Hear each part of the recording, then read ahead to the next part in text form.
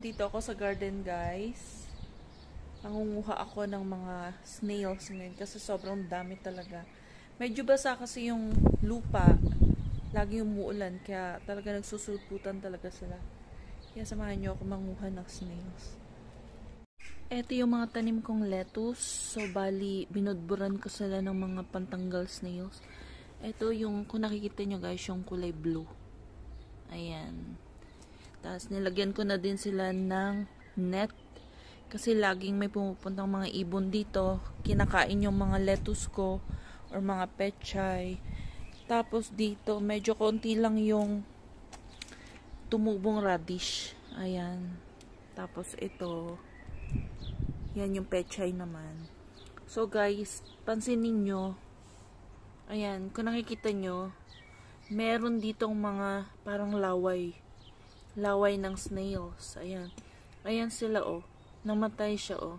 Ay, hindi pa patay. Hindi na siya makaalis. Ayan. Ayan, pag nakikita nyo may mga laway-laway dyan. Yan. Alam na kung sinong salarin. Tapos dito tingnan natin. Ayan, oh.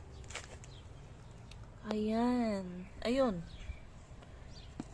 Tingnan nyo guys, oh. Ayan, oh. Talagang nga naman. Pag may mga laway-laway na nandyan, ibig sabihin, merong snails na dumaan. Yan. Pati mga bulaklak guys, nilalagyan namin. Kasi kinakain din talaga ng snails. Ito, oh. Binudburan ni Kuya Nats kahapon. Ito naman yung paprika. Tapos dito naman yung mga tanim kong kamatis. Ayan, napapansin ko guys na hindi kinakain ng mga snails yung dahon ng kamatis kasi siguro dahil medyo matigas. Ayan o, tingnan nyo. Meron ng bulaklak. Ayan. Masasabi ko na napaka-effective nitong gamit kong pampatay sa snails. Kasi tingnan nyo guys, oh. Yan, tingnan nyo, oh. Ito ay buhay pa yata. Ayan. Tapos ito nakikita nyo, ayan, snails yan, na siguro nalason sa kinain na napampuksa sa kanila. Ayan, oh, ang daming ano. Ang dami talaga. Ito, meron na naman. Ayan o, dalawa. Tapos, ito pa guys, ang dami.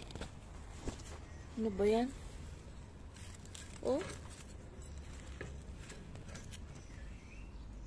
Nagtatago lang sila sa mga singit-singit ng ano.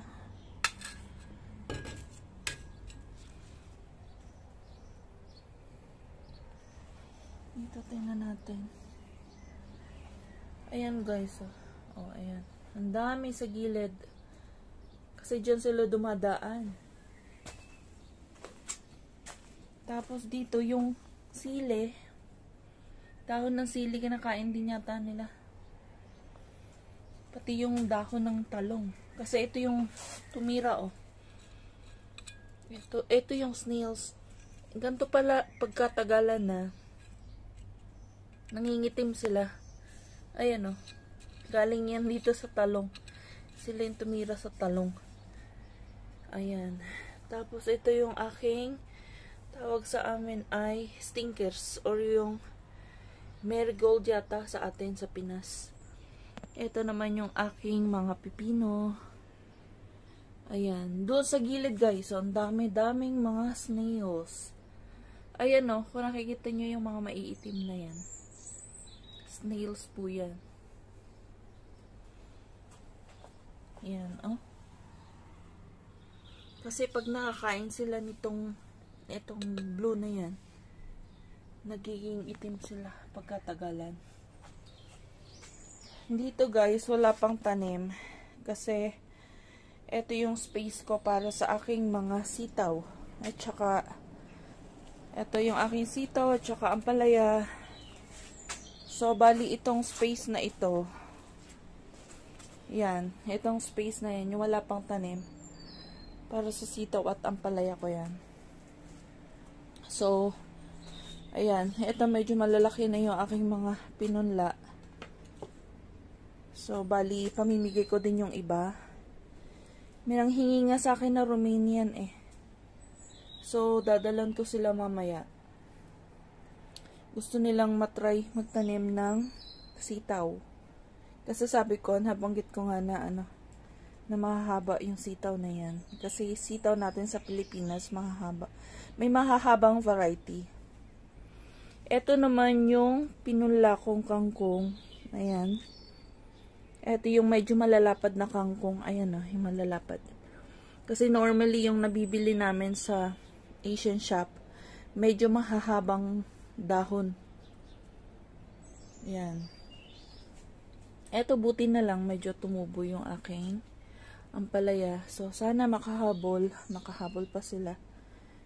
So, ayan lang.